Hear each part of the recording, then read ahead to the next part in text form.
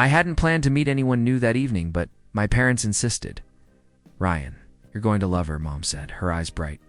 "Emily is perfect for you. Honest, kind. Everything you want?" "I don't know, Mom," I muttered, dragging my hand through my hair.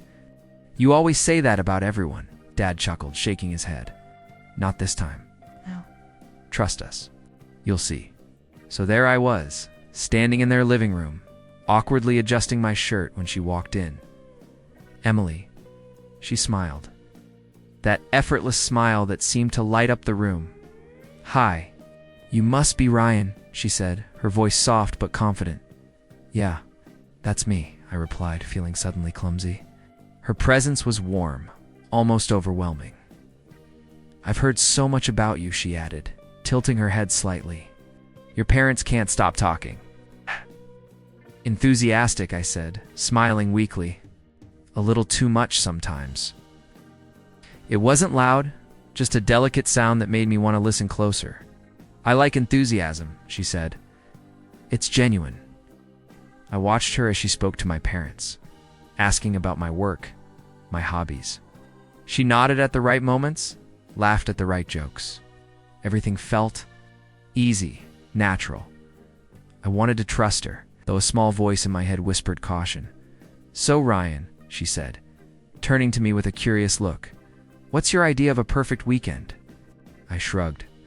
"Honestly, something quiet. Maybe a hike, coffee, and reading. Not the usual party stuff." Her eyes softened. "I like quiet too. Peaceful moments are underrated." I hesitated, then laughed. "It's like you read my mind." She smiled again, and that small, genuine warmth made my doubts fade slightly. "I just pay attention," she said simply. My parents exchanged glances across the room. Dad leaned toward me.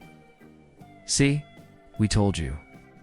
I nodded, still wary but slowly relaxing. "Yeah, you might be right." Emily leaned forward slightly, lowering her voice. "I know trust takes time. I'm not going to rush you." I appreciated that honesty. I felt my walls, the ones I kept built around my heart, start to crumble. Maybe I could trust her. "So what do you do for fun?" she asked, smiling gently. I shrugged. "Work mostly. I like structure, plans, control." Her head tilted again, studying me. "Interesting. I like control too. But sometimes, it's nice to let go." I laughed nervously. "That's a dangerous philosophy for me." Emily giggled. "Maybe I like dangerous." I felt a strange pull toward her, something I hadn't felt in a long time. My parents beamed, clearly proud of their matchmaking skills. "Ryan, she's wonderful, isn't she?" Mom whispered. I nodded, though a flicker of doubt still lingered. Something about her felt too perfect, like a storybook I wasn't sure I believed. But I wanted to. "I think," I said slowly, "I'd like to get to know you better." Her smile widened. "I'd like that too." For the first time in a while, I felt open, vulnerable maybe, but also strangely safe. Little did I know, that sense of security was exactly what would make the coming betrayal sting even more. Emily had been coming around more often, and at first everything seemed normal. But then, small things started to feel off. "Ryan, you won't believe this," I said, tossing my keys onto the table. "Emily said she was busy all day, but I saw her car outside the cafe downtown." Oh. Ryan raised an eyebrow. "You saw her where? And she didn't tell you?" "Exactly," I muttered, running a hand over my face. "She said she was at her cousin's house." I checked. "She wasn't there." Ryan leaned back, crossing his arms. "Sounds like a red flag. You sure you're not overthinking?" "I hope I am," I said, swallowing. "But it's not just that. She gets texts and answers them secretly. Calls disappear when I walk into the room. And yesterday, I hesitated, pulling the bracelet she gave me from my wrist. She gave me this bracelet. Looks innocent, right?" Ryan took it, inspecting it. "It's nice. What's wrong with it?" I fidgeted. "I don't know. Every time I see it, I remember how something feels. Off. Like she's hiding things." I can't explain it. Ryan shook his head slowly. Ryan, man, you need to pay attention. If your gut is screaming, don't ignore it, I sighed. I keep telling myself I'm just imagining things. Mom and Dad love her. They said she's honest. How can I doubt them? Ryan scoffed. Parents aren't always right, especially about love. You can't let anyone blind. You, yourself included. Oh. I leaned against the counter. But she's perfect. Isn't she? That's what scares me. Maybe I'm overreacting. Maybe I'm just jealous when she talks to other people. Ryan's voice was sharp. Overreacting. Dude, she's lying about something. I can tell. You're too smart to ignore this. I ran a hand through my hair, frustrated. I want to trust her. I really do. But every little inconsistency eats at me. Ryan leaned closer, then confronted. Don't stew in silence. Trust is earned. If she won't earn it, step back. I nodded, trying to calm myself. Later, when Emily arrived, she was radiant as ever. But then she brushed past my side, phone tucked in her hand. I caught a glimpse quickly hidden, but I noticed the message preview. Can't wait to see you later. Everything okay? I asked, trying to sound casual. Emily laughed, light and airy. Of course. Why? Do I seem worried? No. It's nothing, I muttered, though my stomach twisted. She handed me a cup of coffee, her bracelet sparkling in the light. I got this for you, she said softly. Just because, I looked down at it and my heart twisted again. Something about that gift felt different now, heavy somehow. Later, I watched Mom and Dad from the living room. They exchanged a look quick, almost imperceptible, but I couldn't read it. They knew more than they were letting on. I was sure of it. I sank into the couch, tension knotting my chest. Ryan's right, I whispered to myself. Something isn't right. I just don't know what yet. I didn't mean to find out. I swear I didn't. But there it was clear as day. Emily laughing in the cafe corner, leaning close to Mark. My colleague and someone I thought was just a friend of a friend. Their heads were so close, whispering, smiling, touching. Is this real? I whispered to myself, my stomach twisting. I backed away, my hands trembling. I shouldn't have peeked, but curiosity. No, I couldn't stop myself. Ryan, I called over the phone, my voice tight. You're not going to believe this. Emily. She's with Mark. At the cafe. Together. There was a long pause on the other end. What do you mean together? I mean they're... God, I can't even... I closed my eyes. They're holding hands, Ryan, laughing like I don't even exist. Are you sure? Maybe it's innocent. No, I saw them. I swear, she lied to me. To everyone. And my parents? I stopped, the rage and hurt colliding in my chest. They knew. Ryan's voice softened. Man, I told you to trust your instincts. This is serious. I hung up and stormed straight to Emily when I got home. She was there, smiling, holding a cup of coffee like nothing had happened. Ryan, you look upset. What's wrong? She asked. Don't play stupid, I said, my voice cracking. I saw you. At the cafe. With Mark. Were you lying to me this whole time? Emily froze for a second, then blinked. I didn't mean for you to find out. It's complicated. Complicated? I laughed bitterly. You lied. You smiled at me. Gave me a bracelet. Told me you cared. And all along, I couldn't finish. The words choked me. She stepped closer, voice soft. I didn't want to hurt you. I like both of you in different ways. I never said it was simple. Felt my knees weaken. Different ways? I repeated. You're selfish. Do you even hear yourself? She looked down, biting her lip. I'm sorry. I didn't know how to stop it. Stop it, I yelled, my voice shaking. You didn't care. You wanted both. And my parents, they told me to trust you. They knew. They knew everything and still sent me here like I'm blind. Emily's eyes widened. They didn't. They did. I saw their faces. They weren't worried about me. They were watching to see if I'd fall for it. My hands were shaking. All this time, I trusted everyone. I trusted you. Her mouth opened, closed, opened again. Ryan, please. I never meant to stop. I couldn't listen anymore. My vision blurred, rage and heartbreak blurring together. I can't. You've destroyed everything. I stumbled back, gripping the bracelet. What was it now? A lie wrapped in gold and silver.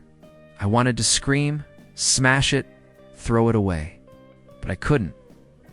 It felt like holding the truth I never wanted to see. She tried again, reaching for me. Ryan, I swear, I backed away, shaking my head. Dante, touch me. Don't say a word. I don't want your excuses, your fake apologies. Nothing. Alone in my room later, I sat on the edge of the bed, clutching the bracelet. Rage, humiliation, and despair collided in my chest. My parents' faces flashed in my mind. Their insistence on trusting her mocking me now. I whispered to the empty room, voice hoarse. How could I have been so blind? How could they have let this happen? I didn't know if I wanted revenge or to vanish completely. All I knew was that everything I believed in trust, love, family guidance had collapsed in front of me, leaving me raw, exposed, and alone. I hadn't eaten all day. I barely slept. Every time I closed my eyes, I saw Emily and Mark together, laughing like I didn't exist.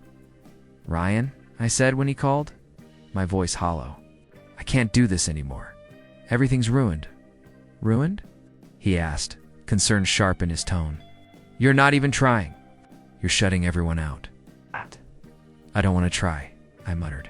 Why bother? She lied, my parents. They knew everyone did. I can't trust anyone. You have to move, man, Ryan said firmly. Sitting here moping, it won't change a thing. You need action, not self-pity. I don't even know what action looks like, I whispered, staring at my hands. I keep replaying everything. Every smile, every word, every little thing she said. You mean every lie? Ryan corrected gently. You're letting her control you even now. Don't. You're better than this. I laughed bitterly. Better, Ryan? I trusted her completely. I fell for every word. And now I can't even look at myself without feeling like a fool. You're not a fool, he said sharply. You're human. Humans get betrayed. Humans get hurt. The difference is what you do after it. I swallowed hard, my throat tight. She called me today, I admitted. Texted, apologized. Said she never meant to hurt me. Said she loved me. Ryan, I can't even... You can't what? Talk to her? Why would you? He asked. She doesn't deserve your attention right now. Focus on you. Reclaim yourself. I sank onto the couch, staring at the floor. I keep thinking about that bracelet she gave me. I can't even touch it without feeling sick. Every memory is poison now. Then let it go, Ryan said firmly. But don't let it destroy you. You've got goals. You've got talent. You've got people who care. Don't throw that away over her lies. I don't know if I can think straight, I said. I keep seeing them together, Mark. He looked at her like I was invisible. Like I never mattered. You mattered, Ryan said. And you still do. But you need perspective. You need to breathe. Stop obsessing over what she did. You can't change her, but you can change you. I closed my eyes, letting his words sink in. My chest ached, a mix of rage, grief, and shame. Every conversation, every gesture with Emily replayed like a cruel movie in my head. I feel numb, I admitted. I can't eat. I can't sleep. I can't even focus at work. I just exist. That's temporary, Ryan said. Pain like this is sharp now, but it dulls over time. The choice is yours. You can stay broken, or you can fight to get your life back. I opened my eyes, staring at the empty room around me. He was right.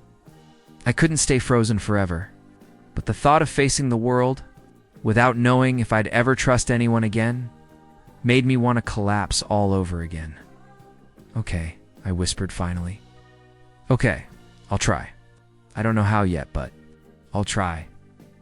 I stared at my reflection in the mirror that morning. My eyes were tired, my jaw tight, but something inside me had shifted. "No more hiding," I whispered. "Time to take control." The first step was work. I dug into my projects with a focus I hadn't felt in months. Late nights, early mornings, I refused to let distraction or heartbreak dictate my day.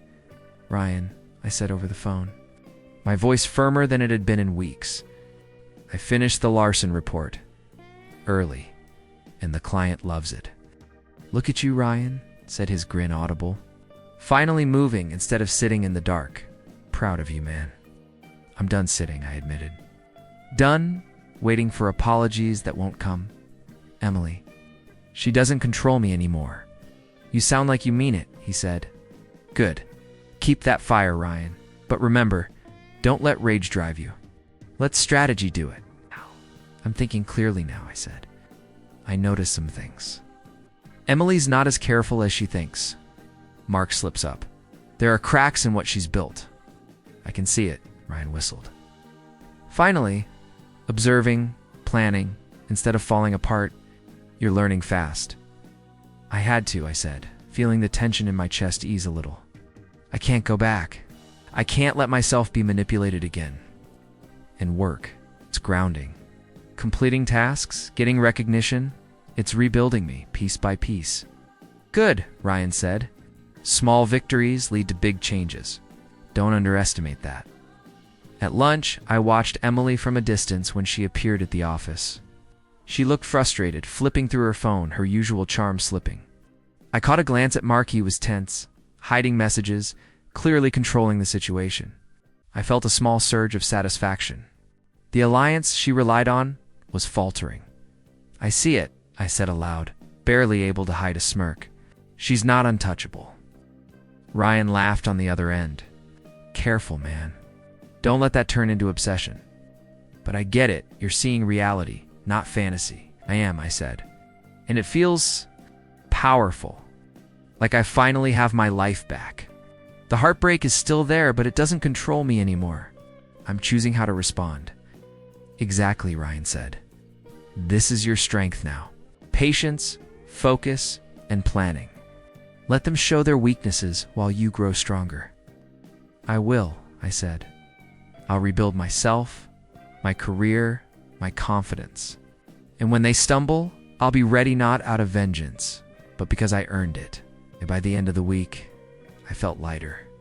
Emails answered, projects completed, my schedule organized. The bracelet Emily gave me still sat in a drawer, untouched, but I didn't feel the same sick tension. I was reclaiming me step by step. "Ryan, I think this is the start," I said. "Not just recovery. Transformation. I feel it." "That's exactly what it is, Ryan," he said warmly. "Keep moving. You're unstoppable now."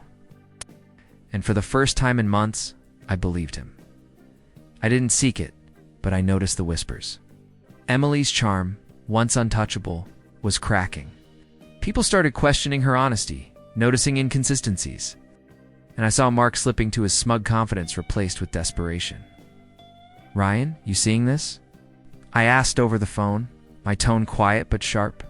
Her entire circle, they're turning against her. "I see it," Ryan replied. "Finally, the truth comes out. Not that you caused it, but karma has a way of catching up." "I know," I said, though the satisfaction I expected didn't feel complete. "It's strange. I thought I'd feel elated, but all I feel is conflicted. Relief, yes, but also sadness. Sadness." Ryan sounded surprised. "You should be thrilled." "I can't celebrate someone's ruin," I admitted, "even if she deserves it. And part of me, I still care. That's the hardest part." Later, I saw her bracelet lying on the floor of the cafe she often visited. Someone must have dropped it. I picked it up, turning it over in my hand. Once a symbol of lies, now it felt like closure. "Ryan, it's over," I said, almost whispering. "Her power over me, it's gone. And yet," my fingers traced the metal lightly, "I can't feel the revenge I imagined." "You're human, Ryan," he said softly. "The world isn't black and white. You survived, and that's victory enough. Don't let anger or desire for revenge define you. I nodded. I guess. It's different when you're not the one orchestrating it. Watching her fall without intervention, it's emptier than I thought. Across town, I overheard someone mention Mark's betrayal. He had been using Emily to advance his own interests, manipulating her, leaving her reputation in tatters. So he was the snake all along, I muttered, shaking my head. Not Emily entirely. She was trapped in his web. Ryan's voice echoed in my mind. Sometimes people create their own downfall, even unintentionally. That's karma. I leaned back on my chair, the bracelet still in my hand. My parents appeared quietly, without the usual fuss. Mom touched my shoulder lightly. Ryan, we wanted you to learn the hard way, she said softly. We didn't realize how much it would hurt. We just hoped you'd grow stronger. Dad nodded. We never wanted to control you, son. Just guide you. Looks like life did the guiding for us. I exhaled slowly. I understand. I'm not angry anymore. Just wiser and careful, good Mom said, smiling faintly. That's what matters. I looked at the bracelet again, imagining it gone from my life forever. Symbolic, finally. A reminder of heartbreak, betrayal, and the lessons learned. Ryan said later over the phone, I think I'm ready to move on. Not with celebration, not with anger, just peace. Sounds like you've truly grown, he said warmly. This is what real strength looks like. I smiled faintly, holding the bracelet one last time before letting it slip into the drawer. Life had shifted, karma had worked its course, and I was finally free to rebuild, unshackled by lies or lingering love. I saw her standing there, frozen, when I walked into the quiet park. Emily's eyes widened like she hadn't expected me to confront her directly. Ryan said, nodding to my friend, who followed silently. He stayed back, arms crossed, giving me space. Ryan, Emily's voice trembled, and for a moment, I almost felt the old pull. Almost save it, I said calmly. I don't want excuses. I want clarity. Why? Her hand shook as she reached for me. I made a mistake. I never meant to hurt you this much. I thought I could. I don't know.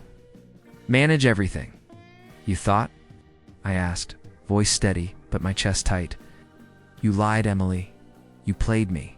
You made me trust you completely, and you didn't care who got hurt in the process. Tears welled up in her eyes. I do care. I do, please. Can't we talk? I can fix this. I can explain everything. I shook my head slowly. No, you can't. Not anymore. The explanations don't matter. The apologies don't matter. I don't need your validation. Her lower lip quivered. But I loved you, Ryan. I really did. Love doesn't lie, I said softly, letting the words cut through the quiet. You called it love, but your actions were selfish. You loved convenience, control, and Mark's approval, not me. Emily's voice dropped to a whisper. I never wanted to hurt you. You did, I replied firmly. And I've learned that forgiveness isn't for the person who hurt you. It's for yourself. I forgive you not for you, but so I can move on. You've grown so much, man. Look at him, Emily. He's not the same boy you manipulated. He's strong, calm, and untouchable now. Emily buried her face in her hands. I'm so sorry, Ryan.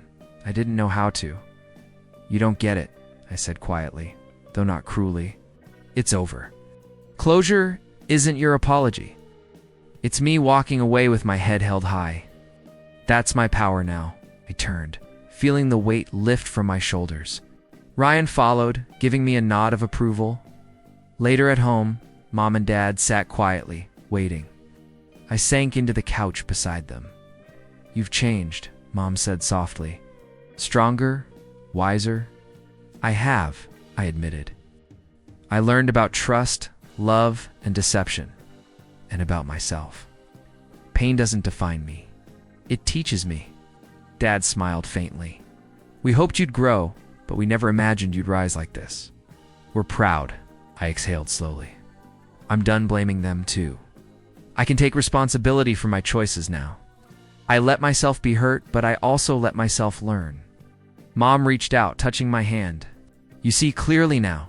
That's the hardest lesson, Ryan, and you handled it with dignity. I nodded, looking at the bracelet tucked away in my drawer. A symbol of heartbreak transformed into a reminder of resilience. Ryan said later over the phone, today I confronted her. I walked away without anger. It feels peaceful, empowering. Exactly, Ryan said warmly. That's real closure. Not revenge, not sadness, just strength.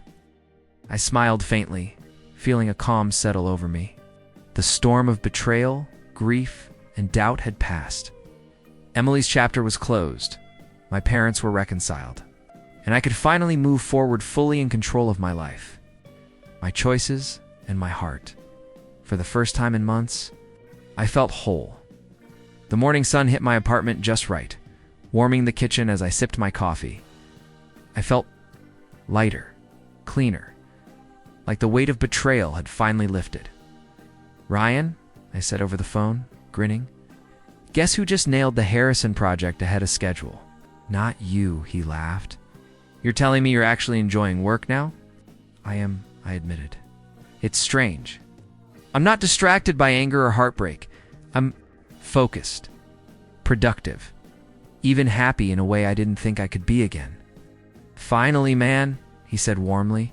You've earned this. Loyalty, self-respect, it's paying off.